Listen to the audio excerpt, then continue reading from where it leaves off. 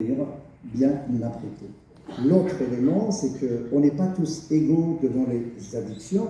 Je pense que là, dans cette salle, même si on ferait l'expérience de consommer quelque chose de très addictogène, tout le monde ne va pas devenir addict parce qu'il y a des caractéristiques, bien sûr, de la personnalité, il y a des caractéristiques certainement faites génétiques, il y a des faits de vulnérabilité.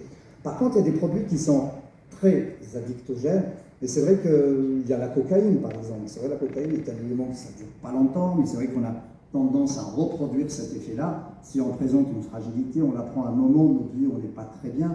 C'est vrai que le côté addictif peut être au fait installé. Le sucre aussi. Le sucre actuellement, c'est quelque chose de très très addictogène. C'est vrai que là, on en fait énormément d'études aussi à ce moment-là. Mais c'est vrai que nous, ça nous intéressait d'un point de vue addictologique parce qu'on reçoit beaucoup de patients qui présentent des compulsions au sucre, qui prennent du poids, il y a des conséquences métaboliques, et qui surtout, moi par exemple, je pense que l'histoire, c'est que je m'intéresse à la chirurgie bariatrique, donc je fais partie d'un groupe d'experts pour faire des évaluations psychologiques avant une chirurgie, ou bien le suivi après, et c'est de cette façon que j'ai remarqué aussi, plus de la moitié des personnes qui présentent une obésité morbide, présentaient aussi une tendance aux addictions, mais qui n'était pas repérable. Dans les patients ne le connaissaient pas, qui n'était pas diagnostiquable. Et c'est vrai que, bien évidemment, c'est des mauvais pronostics si on accepte l'intervention, et ça, c'est quelque chose qu'il faut avoir dans l'idée. C'est vrai que